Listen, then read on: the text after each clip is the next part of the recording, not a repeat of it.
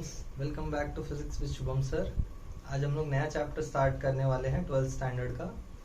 12th physics HSC CBSE का एक नया चैप्टर हम लोग स्टार्ट कर रहे हैं। The chapter is AC circuits. AC circuits मतलब ऑल्टरनेटिंग करंट सर्किट्स, मतलब जिस सर्किट्स में ऑल्टरनेटिंग करंट्स इन्वॉल्व होंगे या ऑल्टरनेटिंग वोल्टेजेस इन्वॉल्व होंगे उनके बारे में अपने को अब ये चैप्टर में पढ़ना है। अब इसके पहले जो भी हमने सर्किट्स पढ़े हैं, जैसे हमने 11th स्टैंडर्ड में जो भी सर्किट्स पढ़े हैं या 10th स्टैंडर्ड में जो भी सर्किट्स पढ़े हैं, उनमें हम लोग ने अब तक स्ट्रेट फॉरवर्ड डायरेक्ट करंट ही देखा है। कोई भी बैटरी जब हम लोग लगाते हैं तो हम लोग ऐसी बैटरी लगाते हैं जिससे डायरेक्ट करंट प्रोड्यूस होता है।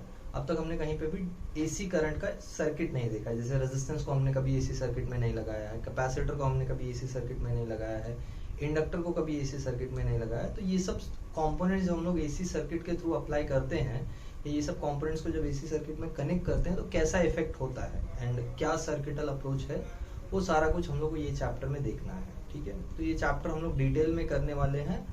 मैं वीडियो लेक्चर इसके साथ में ज्वाइन करने वाला हूँ नेक्स्ट, ये जैसे ही इंट्रोडक्शन खत्म होगा तो उसके बाद हम लोग लेक्चर को देखते हैं।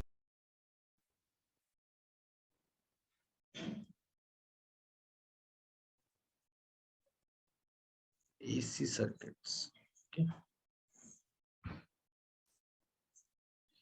एसी सर्किट से पहले अपने को ऑल्टरनेटिंग करंट समझना है।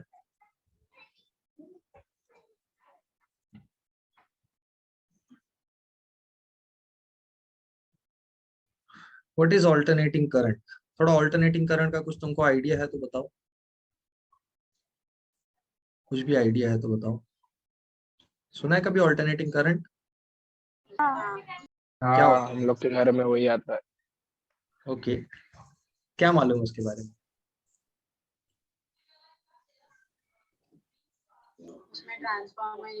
डायरेक्शन डायरेक्शन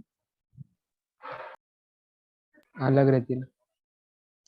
डायरेक्शन चेंज होता है कॉन्स्टेंट। हाँ, okay, current which changes its direction,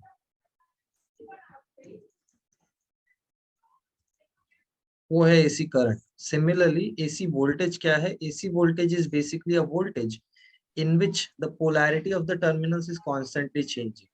polarity मतलब क्या? जैसे कहीं पे भी हमको वोल्टेज चाहिए होता है तो वोल्टेज क्या होता है? Basically voltage is potential difference ना। अगर ये पॉजिटिव टर्मिनल है, ये नेगेटिव टर्मिनल है, तो दोनों के पोटेंशियल में जो डिफरेंस है उसी को हम वोल्टेज बोलते हैं, राइट? तो हाँ, हाँ, ये जो टर्मिनल्स हैं ये अगर कॉन्स्टेंटली चेंज होने लगे, फ्लिप होने लगे, मतलब पॉजिटिव नेगेटिव बन जाए, नेगेटिव पॉजिटिव बन जाए, और ये कंटिन्यू होता रहे, तो such a voltage is known as AC voltage. ऐसे वोल्टेज को हम लोग क्या बोलते हैं? AC voltage. ओके, तो एसी करंट के बारे में थोड़ा समझते हैं, कैसा दिखता है एसी करंट। अभी जैसे कुछ एग्जांपल्स देखते हैं एसी करंट के। करंट वर्सेस टाइम का ग्राफ दिखा रहा हूँ तुमको, उससे थोड़ा एक आइडिया लगेगा कि कैसा दिखाई पड़ता है एसी करंट। जैसे मेरे पास ये एक करंट है, ये वर्सेस टाइम है, तो ग्राफ कैसा कैसा हो सकता है? ये ये एक एसी करंट है। इसमें क्या हो रहा है जरा देखो, करंट बढ़ रहा है, मैक्सिमम पे जा रहा है, फिर डिक्रीज हो रहा है, जीरो पे आ रहा है, फिर जा रहा है नेगेटिव मैक्सिमम पे, फिर डिक्रीज होके जीरो पे आ रहा है, फिर जा रहा है पॉजिटिव मैक्सिमम, फिर जीरो, फिर डिक्रीज होके नेगेटिव मैक्सिमम, फिर जीरो एंड सो ऑन। मतलब ये कॉन्स्टेंटली अगर ठीक से देखो तो अपना डायरेक्शन चेंज कर रहा है। पहले थोड़ा टाइम ये पॉजिटिव है, फिर ये नेगेटिव है, फिर ये पॉजिटिव है, फिर ये नेगेटिव है एंड सो ऑन। और एग्जांपल देखते हैं, जैसे ये मेरे पास एक करंट वर्सेस टाइम ग्राफ है। अगर मेरे पास ये एक करंट वैल्यू है इधर, और ये सडनली ड्रॉप होता है और नेगेटिव में चला जाता है लाइक दिस, फिर ये सडनली राइज होता है, पॉजिटिव में आ जाता है, फिर ये सडनली ड्रॉप होता है, नेगेटिव में चला जाता है। ये एसी का ग्राफ है। अभी एसी का मतलब ये नहीं होना चाहिए कि वैल्यू चेंज हो, एसी का मतलब ये है direction change. That's all we want. Value change होगा तो ठीक है, वैल्यू चेंज होता है एसी करंट में, वैल्यू चेंज होता है, नहीं भी होता है, both the situations are possible. Change कौन सा कंपलसरी है? डायरेक्शन का। कौन सा चेंज कंपलसरी? डायरेक्शन का। अभी यहीं पे अगर मैं कुछ डीसी के ग्राफ्स बनाऊं तो डायरेक्ट करंट कैसा ग्राफ दिखता है? डायरेक्ट करंट का ग्राफ होता है कुछ जो हम लोग देखते हैं। जैसे फॉर एग्जांपल अगर मैं डायरेक्ट करंट का ग्राफ बनाऊं तो तुमने हमेशा डायरेक्ट करंट का ग्राफ एक स्ट्रेट लाइन देखा होगा ना, आई वर्सेस टी। ये ग्राफ कुछ हाँ, ऐसा तुमने देखा होगा कि ये एक डायरेक्ट करंट का ग्राफ है, राइट? अच्छा, हमेशा डायरेक्ट करंट ऐसा होगा ये भी नहीं है ना जरूरी। जैसे फॉर एग्जांपल तुमको याद हो रेक्टिफायर में से जब रेक्टिफाई होके वोल्टेज मिल रहा था या रेक्टिफाई होके जो डीसी वोल्टेज मिल रहा था उसका वैल्यू कुछ ऐसे आ रहा था, हाँ वेव रेक्टिफायर, ये आउटपुट था। हाँ अभी ये डीसी हाँ है, ये कैसे पता? ये डीसी है, ये ऐसे पता है कि ये अपना डायरेक्शन चेंज ही नहीं कर रहा है। देखो positive positive positive positive positive, every time it is positive या all the times it is positive. तो ऐसा नहीं कि वैल्यू चेंज नहीं करता है DC, DC of course value change करता है, बट डायरेक्शन चेंज नहीं करता है। क्या नहीं चेंज करता? डायरेक्शन। तो एसी और डीसी का जो बेसिक डिफरेंस है ना, वो डायरेक्शन के ऊपर। एसी में डायरेक्शन कॉन्स्टेंटली चेंज होता रहेगा, डीसी में चेंज नहीं होगा। Is that clear? वैल्यू दोनों में चेंज हो सकता है, नहीं हो सकता है, कांस्टेंट रह सकता है, नहीं रह सकता है, doesn't matter, but direction matter करता है। तो जो हमको इस चैप्टर में पढ़ना है, और जो एसी जनरेटर से हमको करंट मिलता है और वोल्टेज मिलता है, एसी जनरेटर के बारे में तुमको हो चुका है पिछले चैप्टर में, अगर नहीं हुआ है, ये साल डिलीटेड है तो जरूरत भी नहीं है करने का। बस ये समझो जो एसी जनरेटर करंट और वोल्टेज प्रोड्यूस करके देता है ना, वो कुछ ऐसा करंट वोल्टेज प्रोड्यूस करके देता है। मैं अगर ईएमएफ लिखूं या वोल्टेज लिखूं, voltage is E not sine omega T. Current is, जो करंट वो प्रोड्यूस करता है, current is I not sine omega T. मतलब इन दोनों को अगर मैं प्लॉट करूं तो कैसा दिखने वाला है? ये एसी है, ध्यान देना, this is AC voltage and current.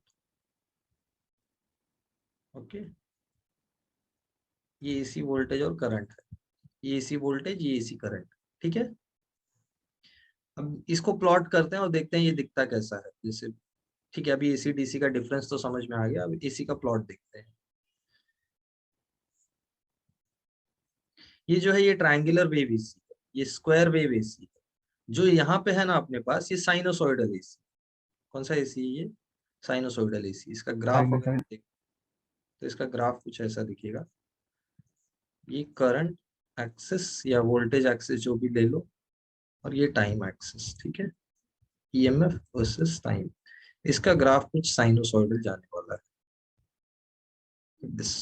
या आगे भी कंटिन्यू कर सकते हो and you understand the situation. The basic idea is graph sinusoidal. क्यों साइनोसॉइडल है? क्योंकि इसका ग्राफ ही साइन थीटा है ना, साइन ओमेगा टी। हाँ एसएचएम का ग्राफ याद है? हाँ का ग्राफ याद है? एसएचएम का ग्राफ भी क्या होता था? y is equal to a sine omega t ना। तो साइन ओमेगा टी का हाँ ग्राफ हाँ होता है जिसमें कुछ हाँ चीजें समझो। जैसे ए क्या होता था? एम्पलीट्यूड होता था। हाँ ओमेगा टी क्या होता था? फेज। तो सेम चीज यहाँ पे ईएमएफ के लिए है। तुम्हारा जो ईएमएफ मिला है ना, that is also oscillating in the form of SHM. तुम्हारा ईएमएफ यहाँ पे ऑसिलेटरी ईएमएफ है। मतलब ईएमएफ की वैल्यू अगर ठीक से देखो तुम, तो उसका मैक्सिमम वैल्यू है ई नॉट, और वो साइन ओमेगा टी के टर्म्स में चेंज हो रहा है। मतलब जैसे जैसे फेज चेंज हो रहा है, वैसे वैसे ईएमएफ का इंस्टेंटेनियस वैल्यू भी चेंज हो रहा है। तो हम लोग इसमें कुछ टर्म्स देख लेते हैं। अच्छा, ये सेम ग्राफ ईएमएफ के लिए भी है, ये सेम ग्राफ करंट के लिए भी है। बट करंट और ईएमएफ में फर्क क्या होता है? वैल्यू वाइज अगर तुम देखोगे, एम्पलीट्यूड में क्या होना चाहिए? करंट का एम्पलीट्यूड इससे ज्यादा होना चाहिए, कम होना चाहिए? सोच के बताएगा कोई? अगर मैं करंट का ग्राफ बनाऊं तो एम्पलीट्यूड में क्या होना चाहिए दोनों के? थोड़ा चेंज होना चाहिए या सेम होना चाहिए, कम होना चाहिए या ज्यादा होना चाहिए? क्या लगता है तुमको? बताओ सोच के। करंट का एम्पलीट्यूड चेंज कम होगा। होगा। हाँ, करंट का एम्पलीट्यूड कम होगा। क्यों? Because current is EMF upon resistance ना। हाँ current is EMF upon resistance. Circuit में जो भी करंट आता है, वो रेजिस्टेंस की वजह से, मतलब रेजिस्टेंस की वजह से थोड़ा कम होके आता है ना ईएमएफ का। What ever is EMF divided by resistance, Ohm's law है सिंपली। तो अगर ये जो तुम्हारा करंट का हाँ वैल्यू है ना, ये हाँ it is nothing but EMF upon resistance. तो करंट का जो पीक वैल्यू होता है, ये I naught, it is always less than EMF का peak value which is E not.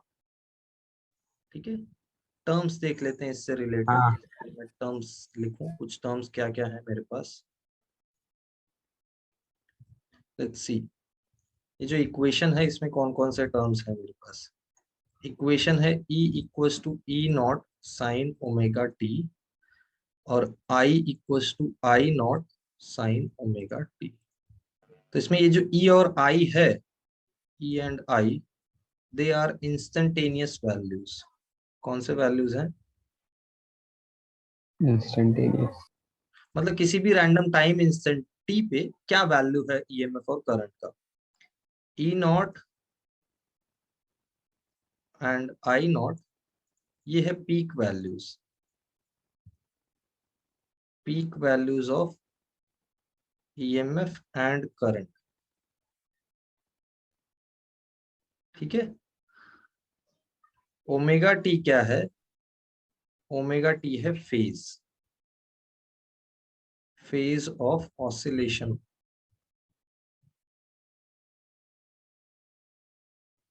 ये जो फील्ड्स है दोनों, सॉरी, जो ये जो दोनों वैल्यूज हैं तुम्हारा ईएमएफ और करंट, दोनों ऑसिलेटेड है। ठीक है। तो उनका जो फेज है that is omega t, where omega we know what it is, angular frequency. Terms clear है? हाँ हाँ टी क्या है? टी इज टाइम इंटरवल, मतलब कितने टाइम के बाद। ये इक्वेशन का प्लॉट ऐसा क्यों है तुमको समझ में आ रहा है? जैसे for example E equals to E not sine omega t का ग्राफ ऐसा ही क्यों है, मतलब ऐसा क्यों नहीं है? ग्राफ ऐसा इसलिए नहीं है because it is sine theta graph, तो साइन थीटा का ग्राफ हमेशा जीरो साइन से का, स्टार्ट हाँ, होता है ना। 0 से स्टार्ट। Get it? हाँ हाँ ओके। अभी ये तो हो गया अपना कुछ कॉमन टर्म्स जो हम लोग इसमें यूज करने वाले हैं, जैसे इसी सर्किट में कौन कौन से टर्म्स अपने को आएंगे। कुछ और टर्म्स हैं जो अभी नए आने वाले हैं। करंट का इक्वेशन देख लिया तुमने, ईएमएफ का इक्वेशन देख लिया। अपने को बोर्ड्स के लिए जो भी इक्वेशंस तुमको मिलेंगे, जनरली जो इक्वेशंस तुम देखोगे करंट और ईएमएफ का, वो यही मिलेगा। E is equal to E not sine omega t, I is equal to I not sine omega t. ज्यादा से ज्यादा क्या चेंज हो सकता है इसमें? ज्यादा से ज्यादा चेंज हो सकता है ये कॉस ओमेगा टी बन सकता है। ठीक है। क्या हो सकता है? ये cos omega T. But basically हम लोग जब भी सर्किट में ईएमएफ अप्लाई करते हैं तो इनिशियल स्टेट जीरो ही होता है, तो हम लोग हमेशा साइन का ही इक्वेशन लगाएंगे। और मोस्ट ऑफ द टाइम्स परेशान मत हो कि कॉस का इक्वेशन आ जाएगा, ऐसा नहीं। कॉस का इक्वेशन आने का मतलब कहीं रैंडम इन बिटवीन सिचुएशन उठा के दिया है, तो ऐसा सिचुएशन देता नहीं। ठीक है। तुमको क्या सिचुएशन देगा? स्टार्ट में अप्लाई किया तुमने, कुछ टाइम के बाद ये इक्वेशन तुमको मिल गया है। और ये सब जो इक्वेशंस है ना करंट और ईएमएफ के, ये सब स्टेडी स्टेट के बाद आते हैं। मतलब तुमने अप्लाई किया, तुम्हारा वोल्टेज मिल गया, अभी वो वोल्टेज मिलने के बाद उसमें फ्लक्चुएशंस खत्म हो गया है। कांस्टेंट रेट से तुमको वोल्टेज का वेरिएशन, कांस्टेंट रेट से तुमको करंट का वेरिएशन मिल रहा है। So that is, this is all after steady state. Okay, ये क्लियर करो, नहीं। लिखो जल्दी, फिर क्लियर करता हूँ। अपने को कुछ वैल्यूज देखनी है, जैसे करंट से रिलेटेड, ईएमएफ से related there are some values जिसको बोलते हैं RMS value and average value. Average और आरएमएस वैल्यू को निकालना है। एवरेज और आरएमएस का कुछ यूजेस है जिसको हम लोग देखेंगे। इंपॉर्टेंस है आरएमएस वैल्यू का, that we will see. Once we understand RMS value का importance, then we can go to circuits.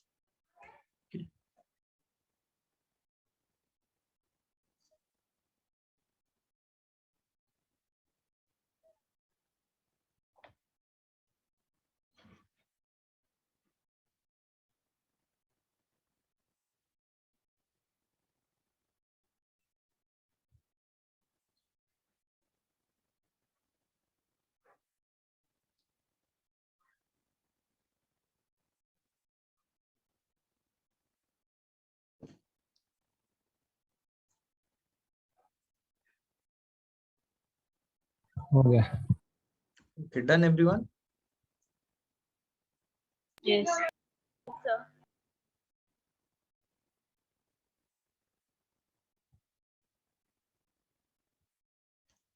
Okay, clear करूँ ना? हाँ हाँ चलो ठीक है। अपने को इसमें निकालना है average value and RMS value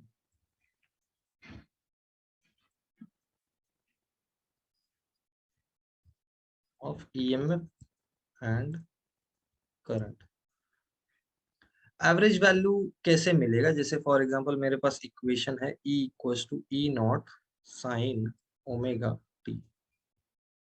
इसको अगर मैं ठीक से देखूं तो ये जो फंक्शन है E का, या ये जो तुम्हारा इक्वेशन है E, ये किस पे डिपेंडेंट है? टाइम पे डिपेंडेंट है ना। एंगुलर फ्रीक्वेंसी तो कांस्टेंट होगा गिवन वाइब्रेशन के लिए या गिवन वोल्टेज के लिए। ई नॉट पीक ईएमएफ है जो कि कांस्टेंट हो जाएगा, पीक वैल्यू है। ये एम्पलीट्यूड है, पीक वैल्यू मतलब एम्पलीट्यूड होता है, ये टाइम का फंक्शन। तो can I say that E is a function of time. हाँ similarly current is also a function of time और नॉट, हाँ है ना। तो right. ऐसी quantities which are function of time, जैसे फॉर एग्जांपल कोई क्वांटिटी है random y equals to function of time, अगर उस क्वांटिटी का मुझे एवरेज निकालना है y average, so the formula given is this, integral 0 to जो टाइम इंटरवल के लिए अपने को एवरेज निकालना है। जैसे फॉर एग्जांपल ये ग्राफ देखो, ठीक से समझते हैं क्यों हम लोग इस एवरेज में निकाल रहे हैं। जैसे ये ई का ग्राफ है मेरे पास, तो ई का ग्राफ कैसा है, ई का ग्राफ कुछ ऐसा है ना, मतलब यहाँ से जीरो हाँ साइकिल, जीरो से स्टार्ट हो रहा है Yes. टाइम, यहाँ तक आते आते हाफ टाइम पीरियड है, यहाँ तक आते आते फुल टाइम पीरियड है ना। तो अब एवरेज में निकालो किसमें, फुल टाइम पीरियड में निकालो या हाफ टाइम पीरियड में निकालो। तो हम लोग हमेशा एवरेज हाफ टाइम का लेते हाँ हैं, फुल टाइम का नहीं लेते हैं। जरा समझ लो, फुल टाइम का लूंगा तो जितनी वैल्यू पॉजिटिव है उतनी ही वैल्यू नेगेटिव है, एवरेज 0 हो जाएगा। फुल टाइम का लेने के लिए क्या प्रॉब्लम है, अगर मैं फुल टाइम एवरेज वैल्यू लूं तो जब तक जितने टाइम ईएमएफ पॉजिटिव रहता है उतना ही टाइम ईएमएफ नेगेटिव भी रहता है, तो positive negative Negative. Value cancel out हो जाएगा ऐड अप होके। तो हम लोग हमेशा जो ये लेते हैं ना एवरेज वैल्यू ईएमएफ का या करंट का, हमेशा हाफ साइकिल पे ले लेते हैं। किसके लिए हाँ लेते हैं, हाफ साइकिल पे। हाँ तो अभी फिलहाल तो मैं यहाँ पे टाइम डाल रहा हूँ, फॉर्मूला क्या है वो देख लो। Finding average of a time dependent quantity or of a time dependent function is basically integral of that function with respect to time divided by integral of dt. This is the way to find the average of a time dependent function. कोई time dependent function है yt, तो उसको integrate करो with respect to time divided by dt, sorry integral dt, जो time interval में चाहिए। जैसे for example अगर हाफ टाइम के लिए हमको चाहिए एवरेज, तो हम t की जगह t/2 रख देंगे। कौन सा t/2, कैपिटल T/2, समझा। सिंस एवरेज हाँ of EMF and current will be 0 over a full cycle, therefore we will calculate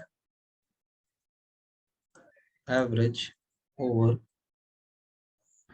half time period और हाफ साइकिल। हमेशा हाफ साइकिल एवरेज ही लेते हैं हम लोग ईएमएफ और करंट का। ठीक है, निकालते हैं एवरेज वैल्यू। कैसे मिलेगा, ई एवरेज, ई एवरेज को डिनोट करने का और तरीका देख लो। इसको हम लोग ऐसे ब्रैकेट्स में रखते हैं तो भी ये एवरेज का सिंबल है, इसको हम लोग ऊपर बार साइन लगाते हैं तो भी ये एवरेज का सिंबल है। ठीक है, these are all symbols for average. हम लोग फिलहाल इसके बेसिस पे चलेंगे, ये वाला सिंबल, ये जो है ये ब्रैकेट्स, इसको हम लोग एवरेज का सिंबल बोलते हैं। ठीक है, E average is equal to integral 0 to कहाँ से कहाँ तक करना है, हाफ साइकिल में करना है, तो टाइम कितना है हाफ साइकिल का, हाँ T T half T/2. T upon integral 0 to half cycle d t. Set clear, हाँ समझा ना। फंक्शन का इंटीग्रेशन 0 से t तक डिवाइडेड बाय dt का इंटीग्रेशन 0 से t तक। अब बस तुमको फंक्शन को सब्स्टिट्यूट करना है। जैसे यहाँ पे फंक्शन को सब्स्टिट्यूट करो, फंक्शन क्या हो जाएगा, फंक्शन तुम्हारा है E not sine omega t d t 0 से t/2 के लिए। ठीक है, डिवाइडेड बाय इंटीग्रेशन क्या होता है dt का इंटीग्रेशन हो जाएगा t, लिमिट कहाँ से कहाँ तक है, लिमिट है 0 से t/2। टी हाफ ठीक है, चलो कॉन्स्टेंट्स को बाहर ले लेते हैं। जैसे ई नॉट कॉन्स्टेंट है, बाहर आ जाएगा, डिवाइडेड बाय, इसको सिंप्लीफाई करके बता सकते हो क्या वैल्यू आएगी, मेरे हिसाब से t/2 आएगी वैल्यू। क्यों, अपर लिमिट है हाँ t/2 माइनस 0 लिमिट है 0, तो जीरो t/2 तो 0 t/2। ठीक है, ये मिल गया। हाँ इंटीग्रेशन के अंदर क्या बच रहा है, 0 से t/2 sine omega t dt। सो फार क्लियर। हाँ हाँ इसको मैं लिख देता हूँ 2 ई नॉट बाई टी, ये 2 ऊपर आ जाएगा ना। हाँ साइन हाँ ओमेगा टी का इंटीग्रेशन कोई बता सकता है, simple, minus cos minus cos cos omega T. Good, कहाँ से कहाँ तक, 0 से t बाई। 0 to t. ठीक है, चलो आगे सिंप्लीफाई करते हैं। वैल्यू हमको लेके आनी है कुछ सिंप्लीफाइड वैल्यू, देखते हैं क्या मिलता है।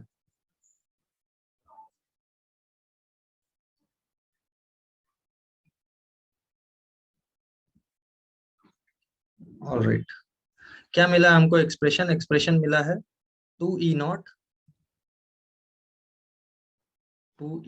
By T. सब्स्टिट्यूशन करते हैं जरा। अच्छा, एक चीज रह गया, देखो क्या रह गया, इंटीग्रेशन जब भी कर रहे हो तो वेरिएबल से, सॉरी कांस्टेंट से डिवाइड भी तो होता है ओमेगा। हाँ हाँ हाँ. ओमेगा नीचे हाँ आएगा, हाँ तो ओमेगा को मैं बाहर ले लेता हूँ, ठीक है। ये ओमेगा टी इधर आ गया, अंदर बच रहा है माइनस कॉस ओमेगा टी। अब सब्स्टिट्यूशन कर देते हैं, ये हो जाएगा माइनस, या एक काम करते हैं माइनस साइन भी बाहर ले लेते हैं तो और सिंप्लीफाइड हो लगेगा। ये माइनस 2e0, अंदर है कॉस ओमेगा टी, टी की जगह मुझे रखना है टी बाई टू, तो ये हो जाएगा कॉस ऑफ ओमेगा। ओमेगा क्या होता है, ओमेगा होता है 2 पाई बाई टी, मालूम है ये चीज हाँ हाँ हाँ में? ठीक हाँ है, पता है. टी की जगह टी बाई टू रख रहे हो, माइनस कॉस ऑफ, जीरो डाल रहे हो तो पूरा ही जीरो हो जाएगा, परेशान होने का जरूरत नहीं है, ठीक है। यस और नो? हाँ ओके, हाँ टी से टी कैंसल, 2 से 2 कैंसल, क्या आ रहा है तुमको, देखो -2 times E naught upon omega t cos of pi.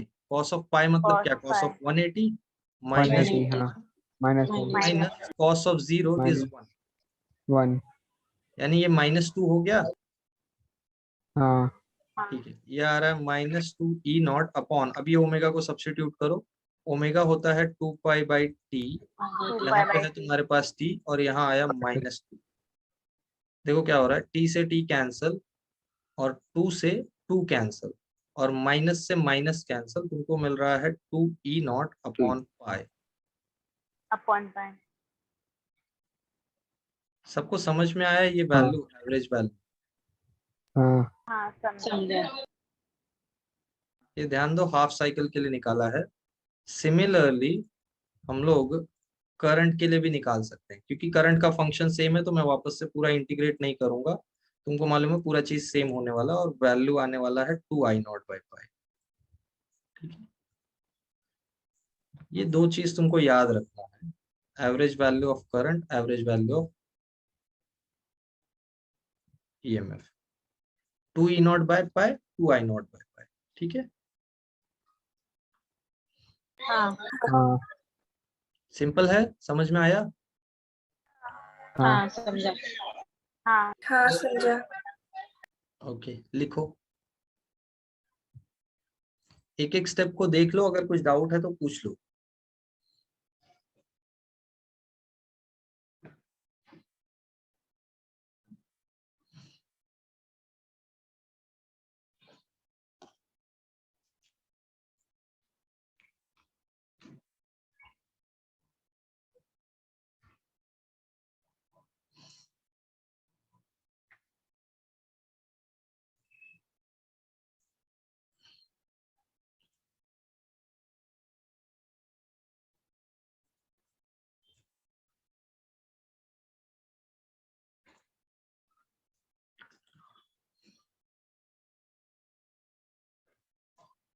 Average value निकाल लोगे ना ईएमएफ और करंट का? हाँ ओके,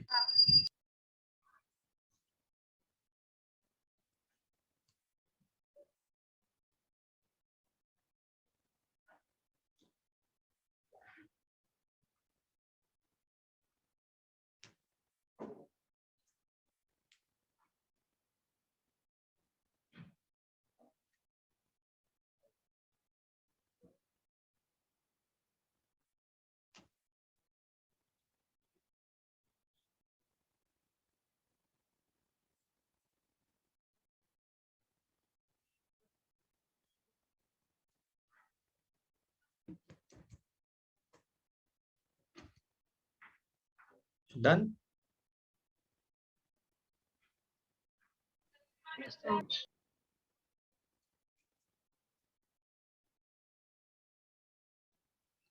अच्छा, ये जो फॉर्मूला है ना वाई एवरेज का, या बेसिकली कोई भी टाइम डिपेंडेंट क्वांटिटी का एवरेज निकालने का, ये सब पे वैलिड है, ये सब पे वैलिड है। मतलब कोई भी टाइम डिपेंडेंट क्वांटिटी हो, कैसा भी टाइम डिपेंडेंट क्वांटिटी हो, कैसा भी टाइम डिपेंडेंट फंक्शन ही क्यों ना हो। जैसे फॉर एग्जांपल तुम्हारे पास कोई भी फंक्शन है जो टाइम टाइम पे डिपेंडेंट है, ना ही सिर्फ ईएमएफ ही नहीं, करंट भी हो या पावर भी हो, जो भी हो, सबका एवरेज तुमको यही फॉर्मूला से मिलेगा। इट्स अ मैथमेटिकल फॉर्मूला, ये एक मैथ्स का फॉर्मूला है। कोई भी टाइम डिपेंडेंट फंक्शन होता है तो उसका एवरेज ये फॉर्मूले से मिलता है। So we are using this formula to get the average.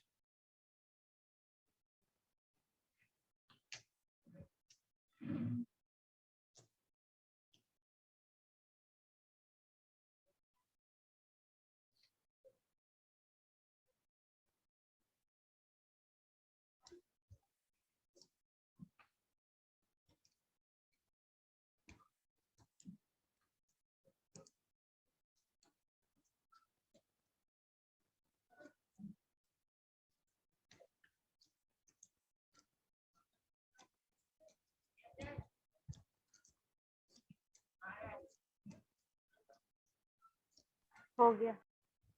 Okay everyone. हाँ ऑल राइट, चलो क्लियर करता हूँ। नेक्स्ट जो है अपने को निकालना है आरएमएस वैल्यू।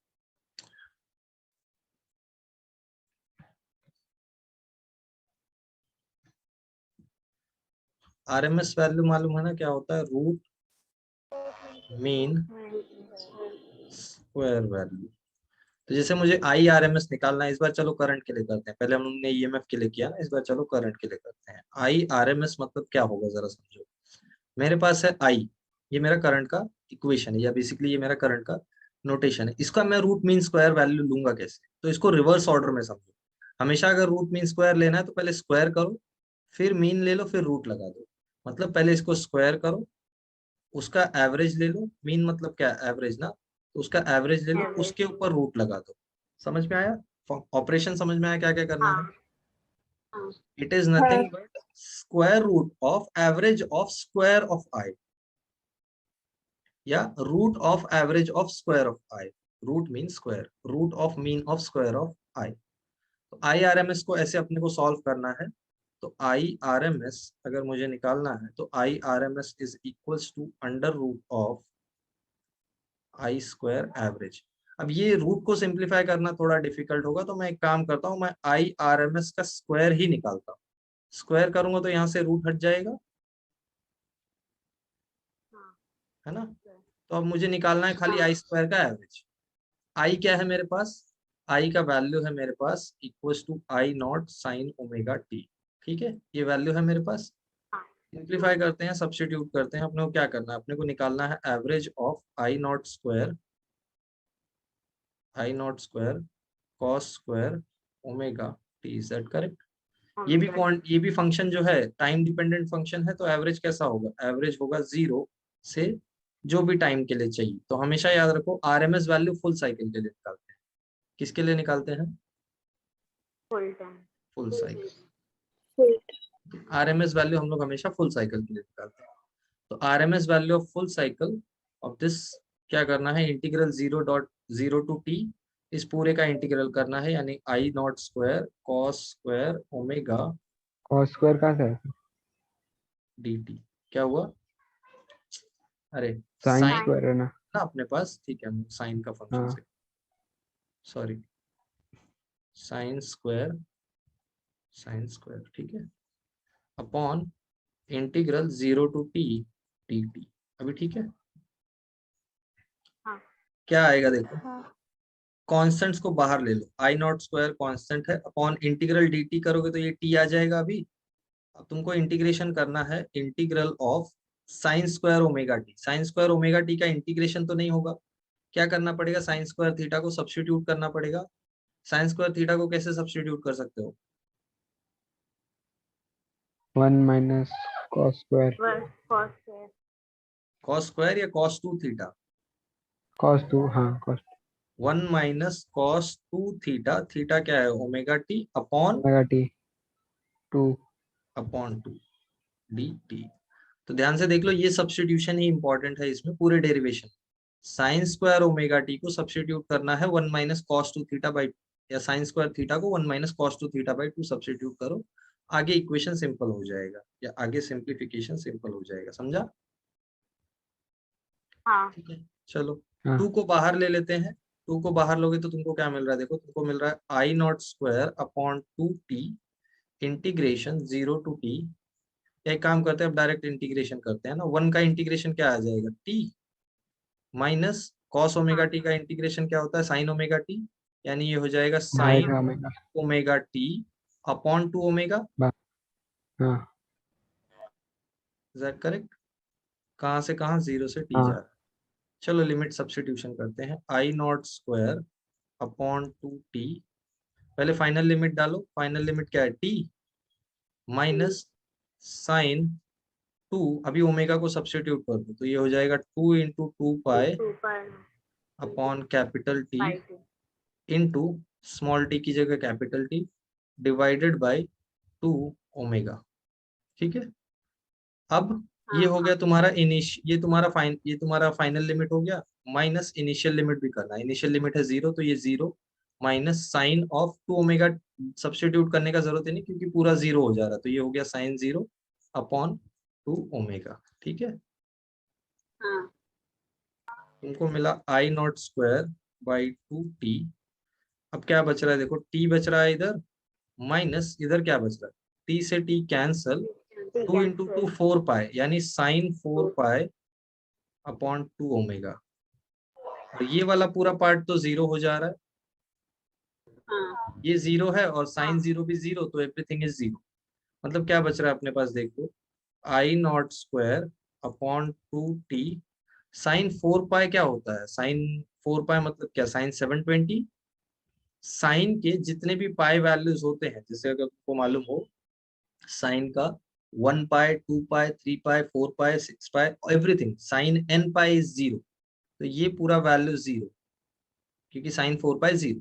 तो बचा क्या तुम्हारे पास, जी तुम्हारे पास बचा टी, ये टी से ये टी ठीक। कैंसिल हो गया। ठीक है, तो तुमको आई आर हाँ एम एस का स्क्वायर क्या मिला, तुमने I R M S square निकाला है ना, तो आई आर एम एस का स्क्वायर क्या मिला तुमको, मिला I not square upon, upon 2। ठीक है, तो आर एम एस क्या मिल जाएगा, I R M S root I not by root 2, हाँ ये फुल साइकिल का R M S value of current. Similarly हम लोग कर सकते हैं किसके लिए, ईएमएफ के लिए। में इक्वेशन सेम है तो हम लोग डायरेक्टली लिख देंगे, similarly E R M S क्या आ जाएगा, ई आर एम एस आ जाएगा E naught upon root 2। By root 2। ठीक है, ये लिखो जल्दी, हाँ टाइम है 3 मिनट 46 सेकेंड्स है, तो लिख लो बिफोर द मीटिंग एंड्स, फिर हम लोग नेक्स्ट मीटिंग में कंटिन्यू करते हैं।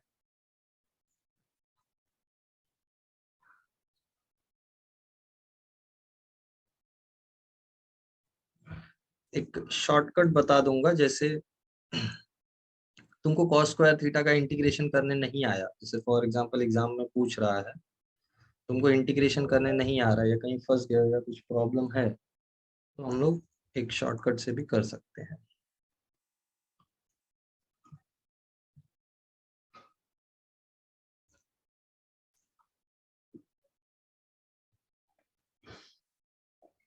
ये लिखो जल्दी,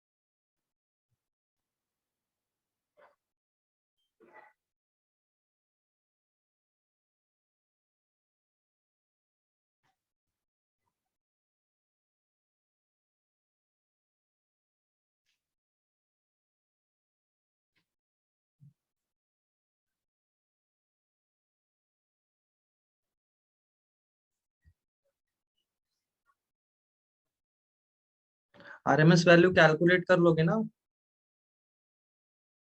हाँ एवरीवन? हाँ हाँ ओके, सिंपलेस्ट इंटीग्रेशन है जो एकदम बेसिक इंटीग्रेशन है ना मैथ्स में, that is only it is, कुछ कॉम्प्लिकेटेड नहीं है, बस उसको सिंप्लीफाई करना है और कुछ नहीं।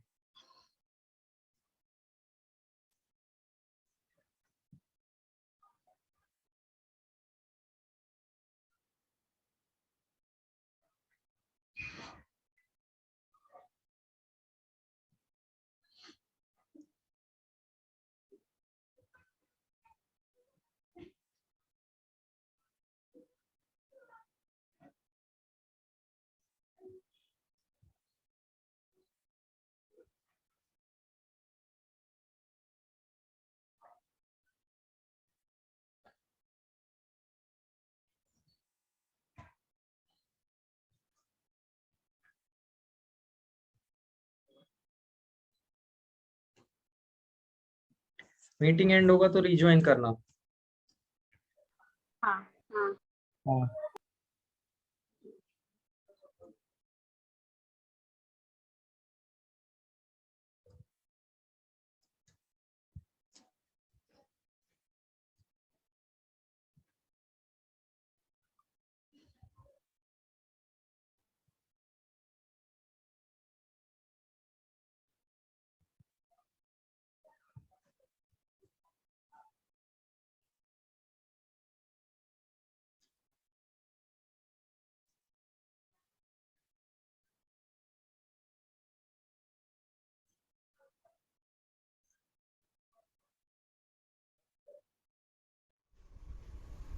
आई होप आप लोगों को ये फर्स्ट इंट्रोडक्टरी लेक्चर समझ में आया होगा। हमने ये लेक्चर में सिर्फ इंट्रोडक्शन किया है एसी सर्किट का, या बेसिकली एसी करंट का इंट्रोडक्शन किया। अगर मैं स्पेसिफिकली बोलूँ तो एसी करंट है क्या, एसी वोल्टेज क्या है, एसी करंट के कौन कौन से वैल्यूज हमको चाहिए होंगे इस चैप्टर के लिए, जैसे average value, RMS value, average value का फॉर्मूला क्या है और आरएमएस वैल्यू का फॉर्मूला क्या है। जैसे एक बार रिवीजन के लिए मैं बता दूं, एवरेज वैल्यू फॉर ईएमएफ होती है 2E0/पाई, एवरेज वैल्यू फॉर करंट होता है 2I0/पाई, और ये दोनों एवरेज हमने निकाला है हाफ साइकिल के लिए, क्योंकि फुल साइकिल के लिए एवरेज हो जाता है 0।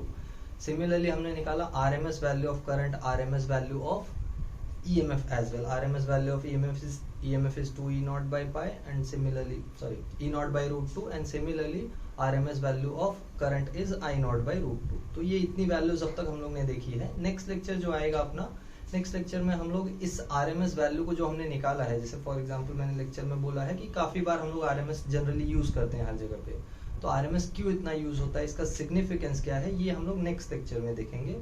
प्लस आरएमएस एक बार समझ में आ जाए तो हम लोग धीरे धीरे सर्किट्स की तरफ बढ़ेंगे। तो अपना जो अप्रोच रहेगा वो पहले हम सिंपल सर्किट्स देखेंगे, जैसे एक एक कंपोनेंट्स लगा के, इंडक्टर लगा के, रेजिस्टेंस लगा के, कैपेसिटर लगा के, फिर उनको कंबाइन भी करेंगे, जैसे इंडक्टर कैपेसिटर कंबाइन करेंगे या रेजिस्टेंस कैपेसिटर कंबाइन करेंगे या इंडक्टर रेजिस्टेंस कंबाइन करेंगे, तो कैसे इफेक्ट्स होते हैं। और एक स्पेसिफिक सर्किट है जिसमें हम लोग तीनों कंबाइन करते हैं, विच इज LCR सर्किट। तो अलग अलग पॉसिबल कॉम्बिनेशन है, जैसे सीरीज में कंबाइन कर सकते हैं और पैरेलल में कंबाइन कर सकते हैं, हर तरीके से कंबाइन करके हम लोग देखेंगे कि कैसे कैसे सर्किट बिहेव करता है और उसमें क्या क्या हमको डिड्यूस करना है, कौन कौन सी इंफॉर्मेशन हमको डिड्यूस करनी है वो सर्किट को देख के। ठीक है, तो इस लेक्चर से अगर कोई भी डाउट है आप लोगों को तो you can just post it in the comment में पोस्ट करिए, और जो भी डाउट रहेगा मैं उसके लिए वीडियो बना के या जैसे भी मैं सॉल्व कर पाऊंगा I will try my best to solve it. Okay, thank you everyone, bye.